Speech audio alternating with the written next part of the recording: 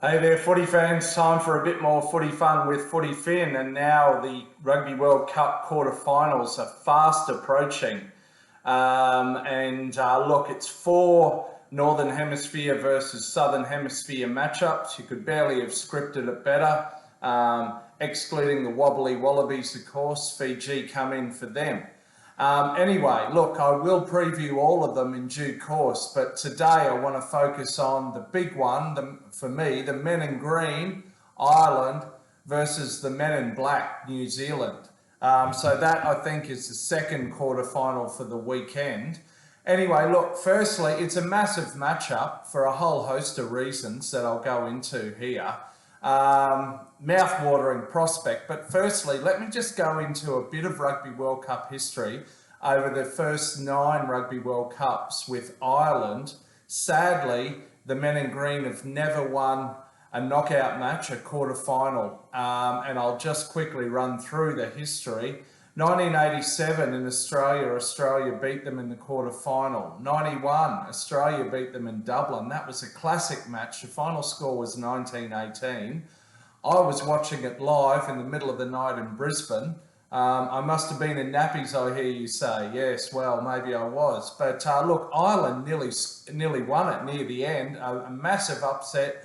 Their breakaway, I think Gordon Hamilton scored a try in the corner. But then, fortunately for Aussie fans, Michael Lynagh was able to wrap around off Campese off the back of a backline move and score in the corner and seal a victory for the Wallabies at Lansdowne Road, which then went silent. Amazing game. 1995 quarterfinal, France beat Ireland in South Africa. 1999, sadly, Ireland did not make the quarters. 2003 quarterfinal in Melbourne, France beat Ireland.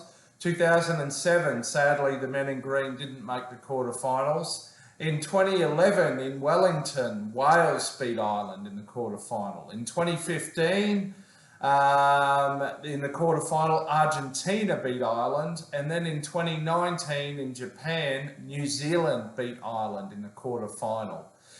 So will history repeat itself? Well, it remains to be seen.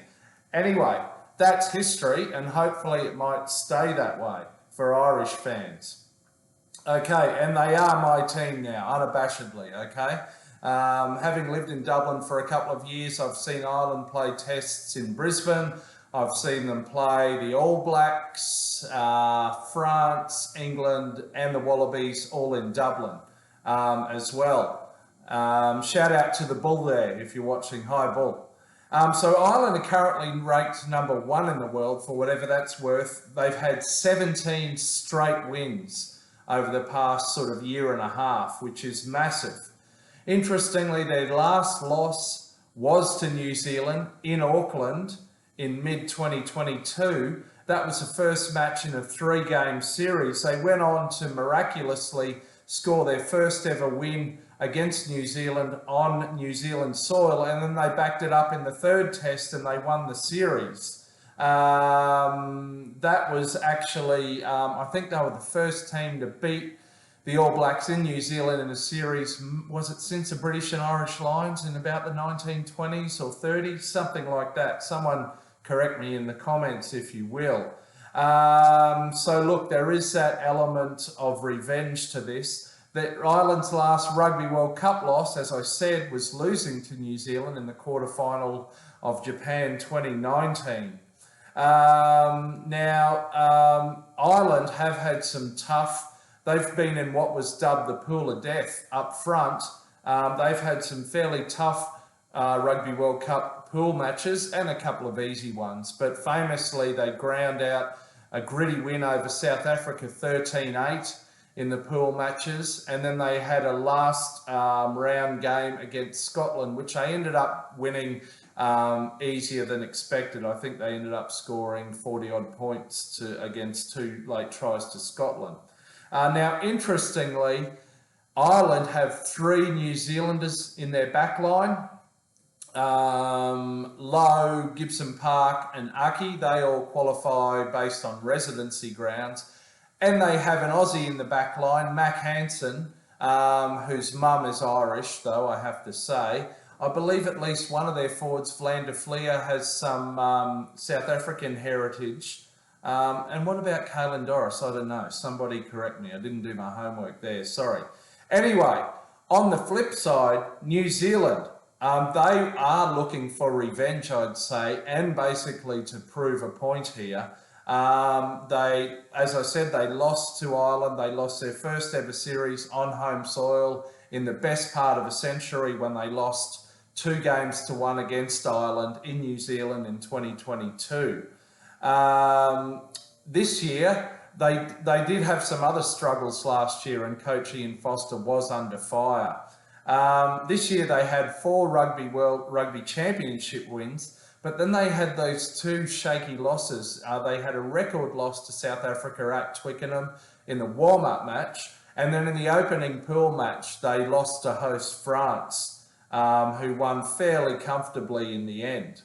So they'll be looking to reverse that and prove a point. But since then, they have had some very easy pool games against Uruguay, was it Namibia? I think so, and Italy.